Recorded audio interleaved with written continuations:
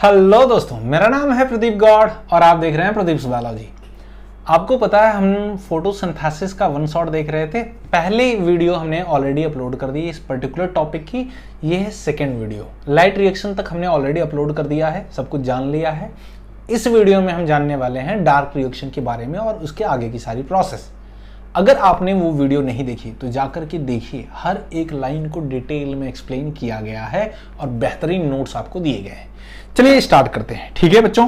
हाँ, टाइम नहीं लूंगा मैं, ठीक है। और हाँ, वीडियो पसंद आए तो चैनल को सब्सक्राइब करो। किसी पर्टिकुलर टॉपिक में, किसी भी टॉपिक में आपको डिफिकल्टी है तो उस पर्टिकुलर टॉपिक का नाम लिखिए, मैं उस पर्टिकुलर टॉपिक पर वीडियो बनाकर आपको प्रोवाइड कर दूंगा। क्लियर है? चलिए देखिए, सबसे पहले है कि डार्क रिएक्शन क्या है, ठीक है। डार्क रिएक्शन क्या है, ध्यान से समझिए। तो डार्क रिएक्शन के बारे में अगर हम समझे तो इसको डिस्कवर्ड किया था ब्लैकमैन ने। ब्लैकमैन एक साइंटिस्ट का नाम है, ठीक है। हमने ट्रिक भी देखी थी, काले आदमी ने अंधेरे की खोज अंधेरे में की। Means what, Blackman discovered dark reaction in dark. Dark अंधेरा क्या था? स्टोमा। क्लियर है? हाँ। कहां पर होता है? स्टोमा में होता है। इन एब्सेंस ऑफ लाइट होता है। इसका गोल क्या है आखिर? इसका गोल है बच्चों, रिड्यूस एटमॉस्फेरिक CO2 किसमें? कार्बोहाइड्रेट में, यानी फूड का फॉर्मेशन करना। लाइट रिएक्शन में क्या होता था? ATP एंड NADPH का फॉर्मेशन होता था, ठीक है। अब ये जो डार्क रिएक्शन है, इसमें साइकिल जो होती है दो होती है, जिसको हम पाथवे भी कहते हैं। C3 पाथवे या C3 साइकिल, जिसको हम केल्विन पाथवे भी कहते हैं। C4 पाथवे, जिसको हम MDH and CR slag pathway भी कहते हैं। अब सवाल ये है कि ये चीजें होती क्या है, ध्यान से सुनिए। C3 पाथवे जो है उसको डिस्कवर्ड किया था मेल्विन केल्विन नाम के साइंटिस्ट ने। कहां पर होती है? मीजोफिल सेल में होती है। और मीजोफिल जो सेल है बच्चों, वो दुनिया के हर एक प्लांट में होती है, सभी ग्रीन प्लांट में होती है। तो मैं कह सकता हूं कि जो C3 पाथवे है ये एक यूनिवर्सल है ना, यूनिवर्सल पाथवे है, यानी यूनिवर्सल साइकिल है ना। दुनिया के हर एक प्लांट में होगी C3 साइकिल, ठीक है। इसलिए मैंने बोला ऑल फोटोसिंथेटिक प्लांट में होगी। गोल क्या है इसका? रिड्यूस CO2 इनटू कार्बोहाइड्रेट, यानी CO2 को रिड्यूस करके कार्बोहाइड्रेट बनाना, फूड बनाना। फर्स्ट प्रोडक्ट क्या होगा इसका? 3PGA, 3 फॉस्फोग्लिसरेट होगा, ठीक है, जो कि थर्ड कार्बन का होता है, 3 कार्बन का होता है। प्राइमरी CO2 एक्सेप्टर कौन होगा? RUBP, राइबोलेज 1,5 बिसफॉस्फेट कार्बोक्सिलेज एंजाइम, ठीक है, रुबिस्को होगा। RUBP भी कहते हैं इसको, ठीक है। C4 पाथवे की अगर हम बात करें तो इसको डिस्कवर्ड किया था हैच एंड स्लैक ने। कहां पर होता है?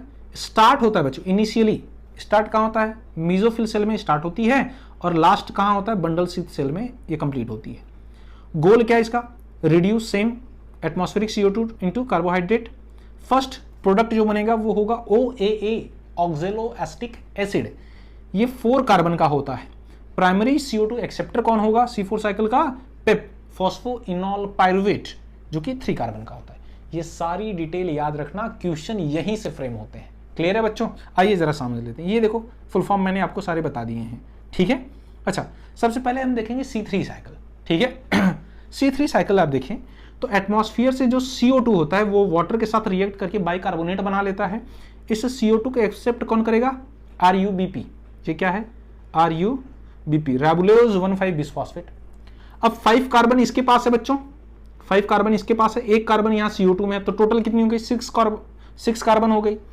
तो जब इसका कार्बोक्सिलेशन होता है, कार्बन डाइऑक्साइड ऐड होती है, तो 6 कार्बन का कंपाउंड बनेगा, तो वो टूट जाता है। फिर टूटने के बाद वो 3 फॉस्फोग्लिसरेट यानी 3PGA के 2 मॉलिक्यूल का फॉर्मेशन करता है। 3PGA है जो फर्स्ट स्टेबल प्रोडक्ट बना है। ये जो फर्स्ट स्टेबल प्रोडक्ट बना ये 3 कार्बन का है, मैंने ऑलरेडी आपको बता दिया। फिर क्या होता है? 2 ATP इसमें कंज्यूम होते हैं, होता है रिडक्शन इसका, और यहां से हाइड्रोजन NADPH से क्या होती है? हाइड्रोजन इसमें ऐड होती है। फिर उसके बाद ट्रायोज फॉस्फेट का फॉर्मेशन होता है। Triose phosphate after some reaction sucrose या फिर स्टार्च का फॉर्मेशन करते हैं। ये सेकेंड स्टेप भी हो गया। फिर बचे हुआ जो प्रोडक्ट होता है, जो बचा हुआ प्रोडक्ट होता है, उसमें से रीजनरेशन होती है, थर्ड प्रोसेस, जिसमें क्या होता है? 1 ATP कंज्यूम होता है और फिर से RUBP का फॉर्मेशन होता है। अल्टीमेटली क्या जानना है आपको? एटमॉस्फेरिक CO2 को RUBP एक्सेप्ट करता है। पहली प्रोसेस कंप्लीट होती है, कौन सी? कार्बोक्सिलेशन। फिर क्या होता है? 3PGA जो होता है उसमें ATP, 2 ATP लगती है, ठीक है, और NADPH2 भी लगता है। ये सारी चीजें लगने के बाद उसका रिडक्शन होता है। 3PGA का रिडक्शन होने के बाद स्टार्च या सुक्रोज का फॉर्मेशन होता है। फिर उसके बाद फिर से RUBP जो हमारा मेन CO2 एक्सेप्टर उसका फिर से फॉर्मेशन होता है, एक ATP और लगता है, ठीक है। तो रीजनरेशन होता है, री मतलब क्या, अगेन फॉर्मेशन। तो एक चीज कंक्लूजन पे हम पहुंच सकते हैं, क्या, वो ये है कि एक CO2 को रिड्यूस करने के लिए हमें 3 ATP चाहिए और 2 NADPH2 चाहिए। तो एक ग्लूकोज बनाने के लिए 6 CO2 चाहिए होता है, तो 6 CO2 को रिड्यूस करने के लिए हमें 18 ATP और 12 NADPH की जरूरत पड़ेगी। इस चीज को याद रखना। तो आपसे पूछ सकता है 6 CO2 को रिड्यूस करने के लिए या फिर 1 ग्लूकोज मॉलिक्यूल के फॉर्मेशन के लिए in case of C3 plant कितने ATP और कितने NADPH की जरूरत पड़ेगी, तो आप बोलेंगे 18 ATP और 12 NADPH की जरूरत पड़ेगी। ठीक है बच्चों, आगे बढ़ते हैं। C4 प्लांट है ना, C4 प्लांट क्या होते हैं जरा ध्यान से सुनिए। C4 प्लांट, पहली बात तो ये स्पेशल प्लांट है। स्पेशल क्यों बोला गया, क्योंकि इनमें एक स्पेशल एनाटॉमी होती है लीफ में जिसको हम क्रेंज एनाटॉमी कहते हैं। अच्छा, ये टॉलरेट कर सकते हैं हाई टेम्परेचर को और हाई इंटेंसिटी ऑफ लाइट को भी टॉलरेट कर सकते हैं, ठीक है। फोटो रेस्पिरेशन होता ही नहीं इसमें। फोटो रेस्पिरेशन एक वेस्टफुल प्रोसेस है जिसमें ऑक्सीजन कंज्यूम होता है, CO2 निकलती है, ATP भी कंज्यूम हो गया, मतलब कुछ हुआ नहीं ना, ATP बनी ना फूड बना, कुछ नहीं होता। फालतू प्रोसेस C4 प्लांट में नहीं होती, बट C3 प्लांट में होती है, ठीक है।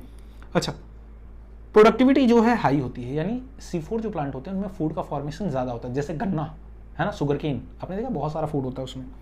प्लांट के नाम में आप देख लीजिए कौन कौन से C4 प्लांट होते हैं। मेज होता है, शुगर केन होता है, सोरगम, ठीक है। ये प्लांट के नाम है, आपको याद होने चाहिए, आप इसका स्क्रीनशॉट ले सकते हैं। यहां पर देखिए बच्चों, सबसे पहले अगर हम लीफ को कट करें, क्रेंज एनाटॉमी, तो आपको सेंटर में मिल जाएगा वैस्कुलर बंडल, है ना। सेंटर में क्या मिल जाएगा आपको, वैस्कुलर बंडल मिल जाएगा।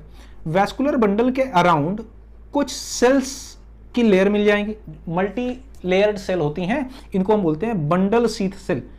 इनकी सेल लार्ज होती है, मल्टी लेयर्ड होती है, इनमें लार्ज नंबर ऑफ क्लोरोप्लास्ट होते हैं, ये थिक वॉल होती है, इम्परवियस होती है टू गैसियस एक्सचेंज। इम्परवियस मतलब क्या, बाहर से डायरेक्ट CO2 डायरेक्ट इसके अंदर नहीं जा सकती, और अंदर अगर CO2 पहुंच गई किसी तरीके से तो बाहर भी नहीं आ सकती। याद रखें आप इस चीज को, ठीक है। इम्परवियस होती है। और बंडल शीथ सेल के पास में ही होती है मीजोफिल सेल। मीजोफिल जो सेल है इसके पास इंटरसेलुलर स्पेस होता है, प्रेजेंट होता है, और ये क्लोज होती है किसके, बंडल शीथ सेल के, इसके पास में ही होती है। जबकि आप देखेंगे जो बंडल शीथ सेल होती है इसके पास कोई भी इंटरसेलुलर स्पेस नहीं होता है। क्लियर है बच्चों। अब हमें कैसे समझना है इसको, C4 साइकिल को कैसे समझेंगे, यहां पर ध्यान से सुनिए। C4 साइकिल को कैसे समझेंगे, ये देखो मीजोफिल सेल है, हम इस मीजोफिल को सेल को ले लेते हैं और उसके नीचे वाली बंडल शीथ सेल को ले लेते हैं, है ना, इसको हम ले लेते हैं। तो हम जब इसको बनाएंगे यहां पर, तो यहां पर देखो NCERT का खूबसूरत डायग्राम।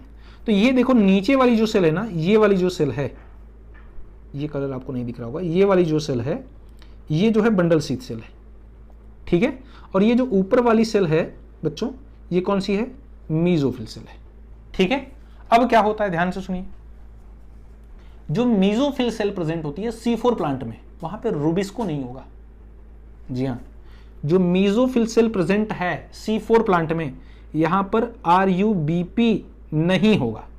क्या होगा यहां पर, पेप होगा, फॉस्फोइनॉल पायरुवेट होगा। जो बंडल शीथ सेल प्रेजेंट है C4 प्लांट में, यहां पर बंडल शीथ सेल में RUBP होता है। ये डिफरेंस है, क्लियर है, ध्यान से सुनिए। अब एटमॉस्फियर से जैसे ही CO2 अंदर की तरफ आती है, वाटर के साथ रिएक्ट करके बाइकार्बोनेट आयन बना लेती है, और इसको पकड़ता कौन है, पेप।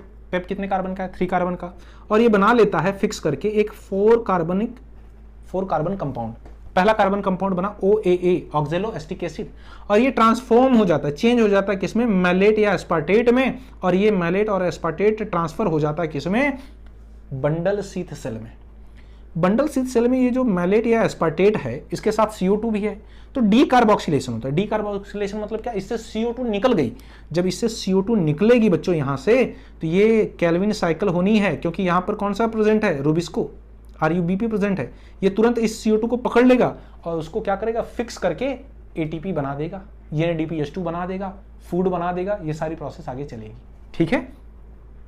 और बचा हुआ जो 3 कार्बन कंपाउंड पायरुविक एसिड है, वो फिर से ट्रांसपोर्ट होकर के कहां आ जाएगा बताइए, मीजोफिल सेल में।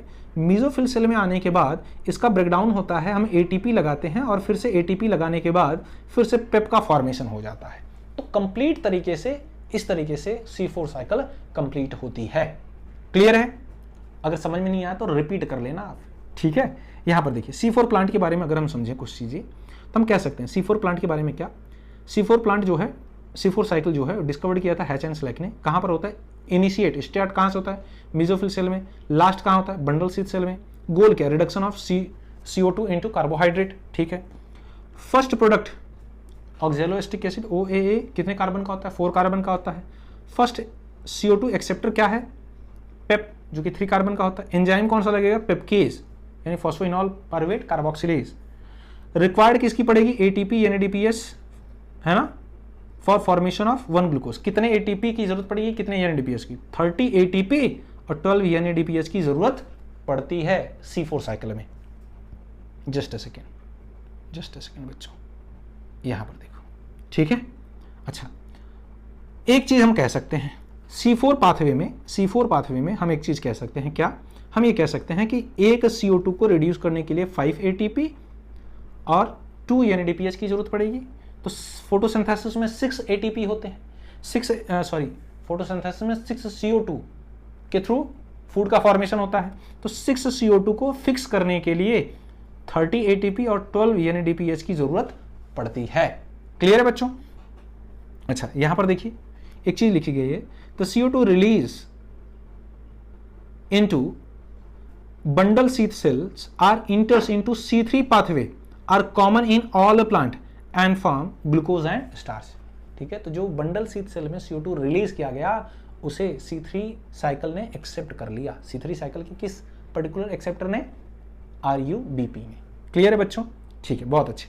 अब एक चीज का कंफ्यूजन यहां पे क्लियर कर लीजिए आप, जो C3 प्लांट होते हैं उनमें मीजोफिल सेल ही प्रेजेंट होती है, बट जो C4 प्लांट होते हैं उनमें दोनों सेल प्रेजेंट होते हैं, मीजोफिल सेल और बंडल सीथ सेल। तो जो मीजोफिल सेल होती है उसमें पेप्केज एंजाइम प्रेजेंट होता है और बंडल सीथ सेल में रूबिस्को एंजाइम प्रेजेंट होता है, ठीक है। सवाल ये है कि सर रूबिस्को जो है उसके बारे में जरा बता दीजिए। रूबिस्को का ये फ्लो चार्ट आपके सामने है। रूबिस्को के इस फ्लो चार्ट की आप एक बार स्क्रीनशॉट ले लीजिए और बढ़िया से नोट डाउन कर लीजिएगा और ठीक ठाक पढ़ लीजिएगा, हर एक लाइन आपको क्लियर हो जाएगी। पहली चीज, रूबिस्को का जो फुल फॉर्म है वो है ribulose bisphosphate carboxylase oxygenase. Clear है। Only present in stoma of both plant. Stoma में प्रेजेंट होगा रूबिस्को कहाँ पे, C3 प्लांट और C4 प्लांट। C3 प्लांट में कहाँ पर, मीजोफिल सेल में। C4 प्लांट में कहाँ पे, बंडल सीथ सेल में। मोस्ट अबंडेंट रूबिस्को क्या है, मोस्ट अबंडेंट एंजाइम या प्रोटीन है अर्थ पे। आपने कहाँ पढ़ रखा है, बायो मॉलिक्यूल में, ठीक है, वहां पर भी आपने पढ़ा था। अच्छा, ये बाइंड हो सकता है ऑक्सीजन के साथ और CO2 के साथ भी बाइंड हो सकता है। अच्छा, बट मच अफिनिटी किसकी है, ज्यादा ग्रेटर अफिनिटी किसके साथ है इसकी, CO2 के साथ देन ऑक्सीजन। मतलब अगर रूबिस्को है उसके सामने कार्बन डाइऑक्साइड है, ऑक्सीजन है, तो दोनों में से किसके साथ वो बाइंड करेगा, ज्यादा वो प्यार करता है CO2 के साथ, तो किसके साथ बाइंड करेगा, CO2 के साथ बाइंड करेगा। क्लियर है बच्चों। अच्छा, binding depends on relative concentration of CO2 and oxygen. ध्यान से सुनिए, कंसंट्रेशन पे भी डिपेंड करेगा। जैसे अगर सपोज करो 100 मॉलिक्यूल CO2 के हैं और 100 मॉलिक्यूल ऑक्सीजन के हैं, तो यहां पर जो रूबिस्को है, RUBP है, वो किसके साथ बाइंड करेगा, CO2 के साथ, क्योंकि उससे ज्यादा प्यार करता है। लेकिन सपोज करो अगर 1000 मॉलिक्यूल ऑक्सीजन के हैं, तो अब ये किसके साथ बाइंड करेगा, ऑक्सीजन के साथ। जिसका कंसंट्रेशन ज्यादा उससे जाकर बाइंड हो जाएगा। क्लियर है, ठीक है। अब उसके बाद हमने डार्क रिएक्शन पढ़ लिया, लाइट रिएक्शन पढ़ लिया, सब कुछ हो गया। फोटो रेस्पिरेशन क्या है, फोटो रेस्पिरेशन जो सनलाइट की प्रेजेंस में होता है। रेस्पिरेशन में ऑक्सीजन कंज्यूम होनी चाहिए, CO2 निकलना चाहिए, पहली चीज। दूसरा, इसको हम वेस्टफुल प्रोसेस कहते हैं। क्यों, क्योंकि मैंने आपको बताया था C4 प्लांट इसलिए नहीं कहते हैं इसको, C4 प्लांट इसको करते ही नहीं। C4 प्लांट ज्यादा स्मार्ट होते हैं, बोलते भैया ये फालतू की प्रोसेस है, एनर्जी भी कंज्यूम हो रही है, फूड का फॉर्मेशन भी नहीं हो रहा है, तो ये प्रोसेस करने का कोई मतलब नहीं है, मैं तो नहीं करने वाला। ठीक है, तो ध्यान से देखिए, फोटो रेस्पिरेशन जो है एक वेस्टफुल प्रोसेस है।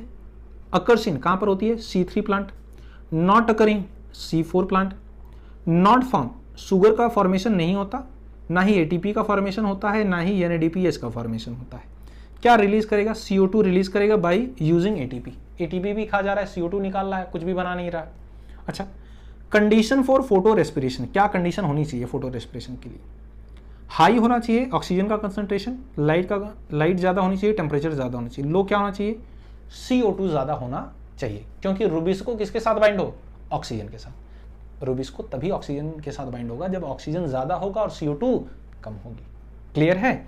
यहाँ पर देखिए, तो मैंने एक फॉर्मूला बना दिया है। Photorespiration directly proportional to oxygen, light and temperature, मतलब ज़्यादा होगा तो ज़्यादा होगा फोटो रेस्पिरेशन, लेकिन इनवर्सली प्रोपोर्शनल टू CO2। अगर CO2 सबसे कम होगी तो फोटो रेस्पिरेशन ज़्यादा होगा। क्लियर है? ध्यान से देखिए, generally in C3 plant rubisco combine with CO2 to form 2 molecule of 3PGA। Generally तो ये होता है, रुबिस्को जो होता है CO2 के साथ कंबाइन करता है RUBP कार्बोक्सिलेज एंजाइम की हेल्प से, तो 2 मॉलिक्यूल ऑफ 3PGA बनाता है। ठीक है सर, इसी प्रोसेस को हमने C3 पाथवे बोला था, C3 साइकिल बोला था। ठीक, बट कई बार होता है बच्चों, कई बार होता क्या है कि जो रुबिस्को होता है वो ऑक्सीजन के साथ बाइंड कर जाता है। जब ऑक्सीजन का कंसंट्रेशन ज़्यादा हो, CO2 का कंसंट्रेशन कम हो, तो ये RUBP ऑक्सीजनेज की तरह बिहेव करेगा, तो फोटो रेस्पिरेशन होने लगेगा। तो एक मॉलिक्यूल 3PGA का फॉर्म होगा और फॉस्फोग्लाइकोलेट ये पर्टिकुलर मॉलिक्यूल बनता है। एक 3PGA 3 फॉस्फोग्लिसरिक एसिड बनेगा और एक फॉस्फोग्लाइकोलेट इसका फॉर्मेशन होता है। ठीक है? अच्छा, rubisco in photo respiration process act as oxygenase, है ना, कार्बोक्सिलेज नहीं, ऑक्सीजनेज की तरह बिहेव करेगा, क्योंकि कार्बन डाइऑक्साइड के साथ बाइंड नहीं हो रहा है। किसके साथ बाइंड हो रहा है? ऑक्सीजन के साथ बाइंड हो रहा है। क्लियर है बच्चों? अच्छा, ये देखिए, ये C3 प्लांट C4 प्लांट के बारे में है। इसका आप स्क्रीनशॉट ले लीजिए बच्चों।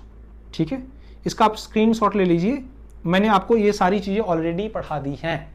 ठीक है, इसका स्क्रीनशॉट ले लीजिए, बहुत अच्छे से नोट डाउन कर।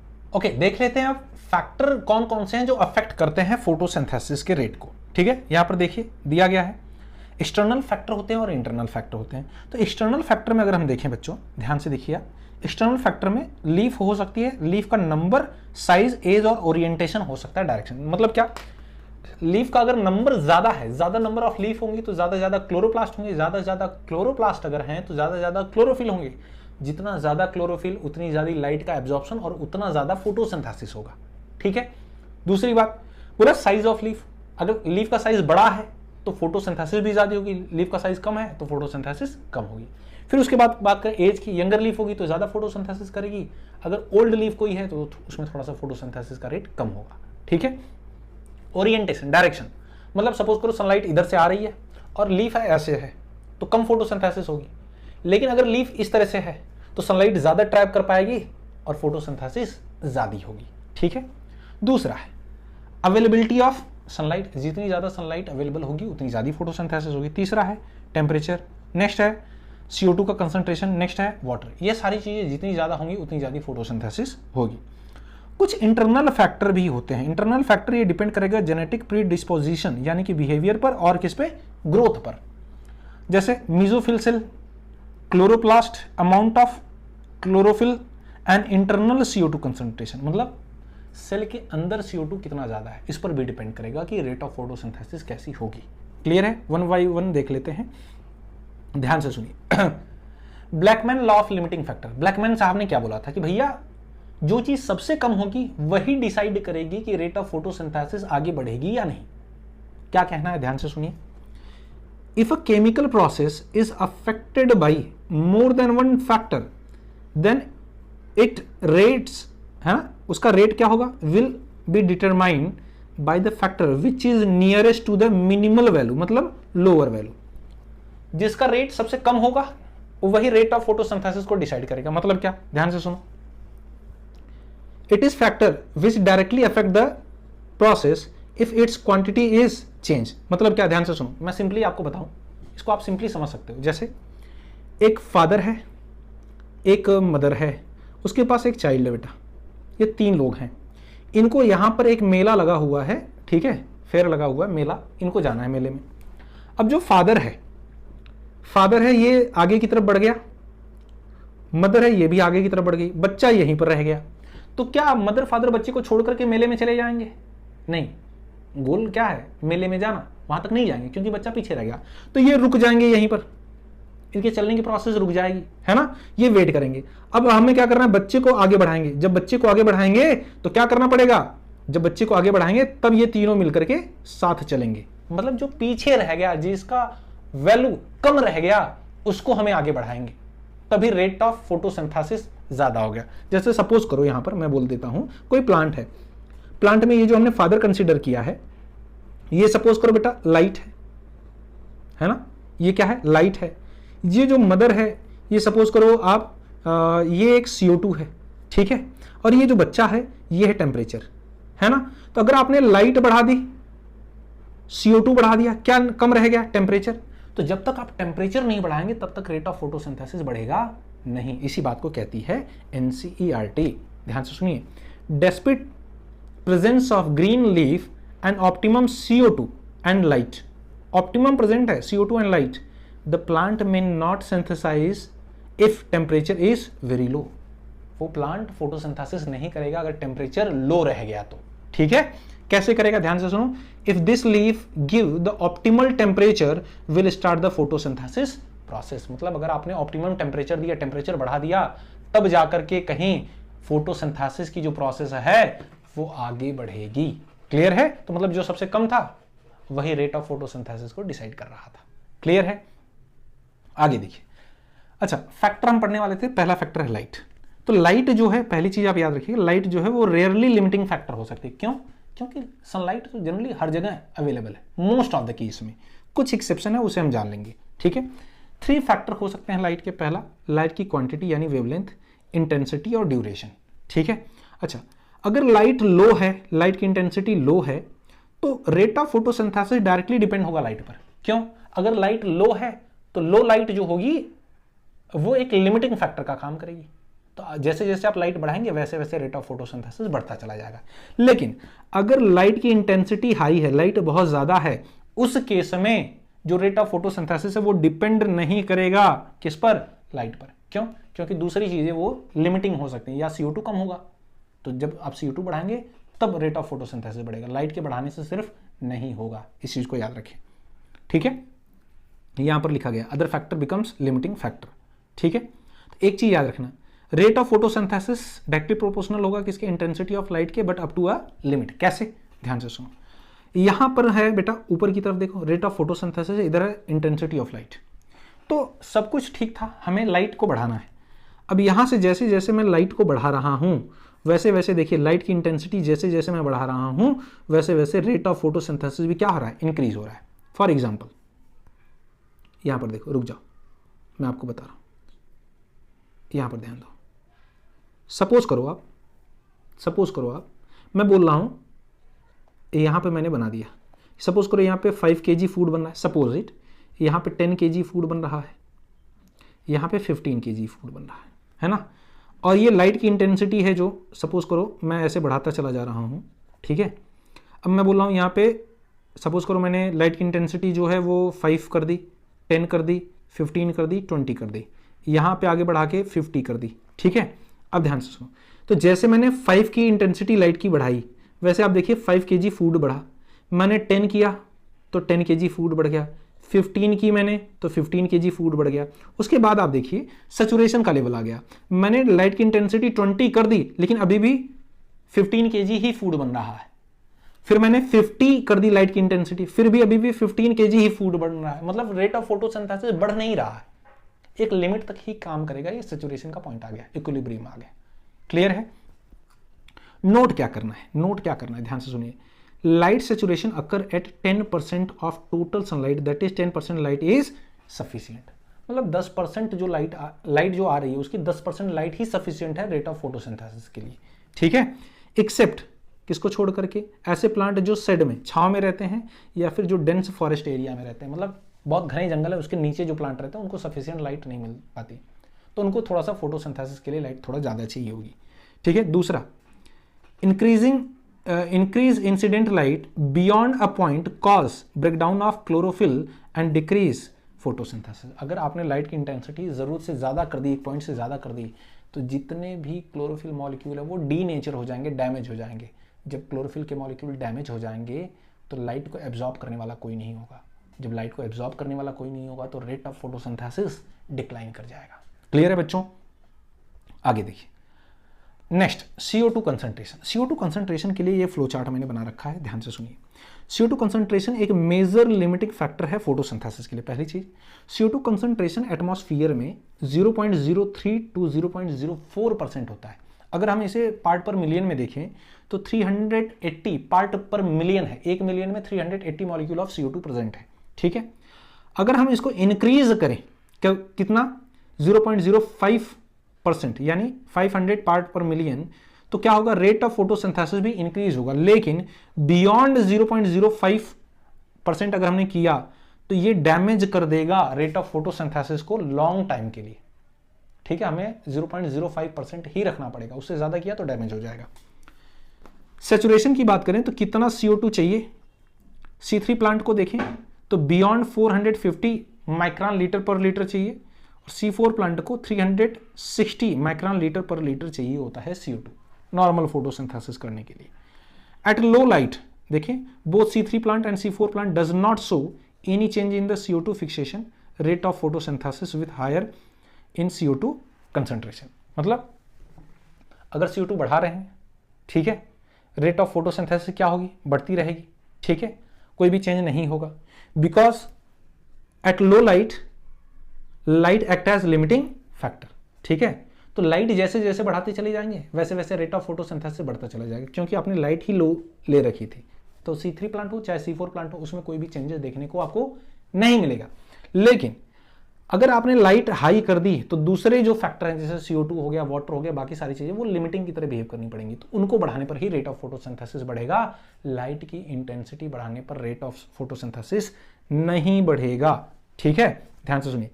Both C3 and C4 plant increase rate of photosynthesis with high CO2 concentration.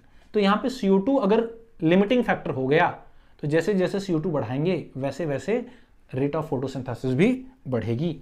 ठीक है, C3 plant response to high CO2 concentration by increase the rate of photosynthesis leading to higher productivity. जैसे मैं आपको बताऊं, आपने green house देखा है, एक टेंट होता है, उस टेंट में क्या होते हैं, टोमेटो है ना, बेल पेपर और बाकी सारे वेजिटेबल ग्रो किए जाते हैं। C3 प्लांट है ना। अब ये जो C3 प्लांट होते हैं, राइस वगैरह जो होते हैं, ये C3 प्लांट। तो अगर आप देखें यहां से जो CO2 निकलेगी वो ट्रैप हो जाएगी इस टेंट में ही, है ना, इसमें ट्रैप हो जाएगी, तो CO2 ज्यादा मिलेगा। CO2 ज्यादा मिलेगा तो प्रोडक्टिविटी भी ज्यादा होगी। ठीक है, क्योंकि C3 प्लांट जितना ज्यादा CO2 एब्जॉर्ब करेंगे उतना ज्यादा प्रोडक्टिविटी देंगे। क्लियर है? तो इसीलिए ग्रीन हाउस गैसेस जो होती हैं, जो ग्रीन हाउस जो प्लांट होते हैं, टोमेटो और बेल पेपर, ये सब ज्यादा प्रोडक्टिविटी देते हैं किसमें, ग्रीन हाउस टेंट में। ठीक है, पॉली हाउस जिसको हम कहते हैं। नेक्स्ट जो है हमारा वो है टेम्परेचर। टेम्परेचर जो है बच्चों ध्यान से देखिए, मोस्ट अफेक्टेड किसके लिए होता है, C4 प्लांट के लिए। मतलब C4 प्लांट को अगर ज्यादा टेम्परेचर मिला तो ज्यादा फोटोसिंथेसिस करेंगे। लेस इफेक्ट किस पर दिखा पाता है, C3 प्लांट पर। ऑप्टिमल टेम्परेचर जो है C4 प्लांट का कहीं ज्यादा होता है, मच हायर होता है in compare to C3 plant. Optimal temperature depends on habitat. अगर ट्रॉपिकल प्लांट है तो उसको हाई टेम्परेचर चाहिए होगा फोटोसिंथेसिस के लिए, टेम्परेट प्लांट है तो उसको लो टेम्परेचर चाहिए होगा फोटोसिंथेसिस के लिए।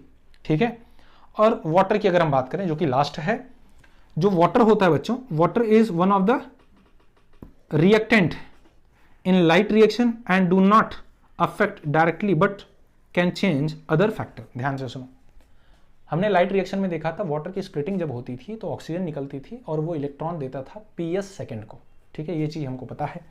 तो रिएक्टेंट की तरह भी काम करेगा, लेकिन ये डायरेक्टली अफेक्ट नहीं करेगा बट इनडायरेक्टली कर सकता है। ठीक है, अगर वाटर स्ट्रेस हुआ यानी लो वाटर मिला, ठीक है, कहीं सूखा पड़ता है तो आपको पता है पैदावार अच्छी नहीं होती। क्यों नहीं अच्छी होती उसको जान लो आप। अगर वाटर की कमी हो जाए तो स्टोमेटा जो होंगे वो क्लोज हो जाएंगे। अगर क्लोज हो गए स्टोमेटा तो फिर CO2 की अवेलेबिलिटी कम हो जाएगी, CO2 कम लीफ के अंदर जाएगा। CO2 अगर कम गया तो फिक्सेशन कम होगा तो रेट ऑफ फोटोसिंथेसिस कम हो जाएगा, फूड कब बनेगा। ठीक है, दूसरा क्या होगा, reduce surface area of leaf, यानी लीफ जो कि विल्ट कर जाएगी, कर्ल हो जाएगी, लीफ जो है वैसे घूम जाएगी, है ना। अब सरफेस एरिया कम हो गया, सरफेस एरिया कम हो गया तो लीफ को सनलाइट कम मिलेगी, है ना, सनलाइट कम मिलेगी तो रेट ऑफ फोटोसिंथेसिस कम होगा, फूड का भी फॉर्मेशन कम होगा। क्लियर है बच्चों? तो इस तरीके से ये चैप्टर होता है फिनिश। ठीक है, वीडियो आपको कैसी लगी कमेंट सेक्शन में जरूर बताएं, और किसी पर्टिकुलर टॉपिक पर आप वीडियो चाहते हैं तो कमेंट सेक्शन में लिख सकते हैं, उस पर्टिकुलर टॉपिक पर मैं आपको वीडियो बनाकर प्रोवाइड कर दूंगा। मिलते हैं आपसे नेक्स्ट वीडियो में एक नई इंफॉर्मेशन के साथ, तब तक के लिए जय हिंद।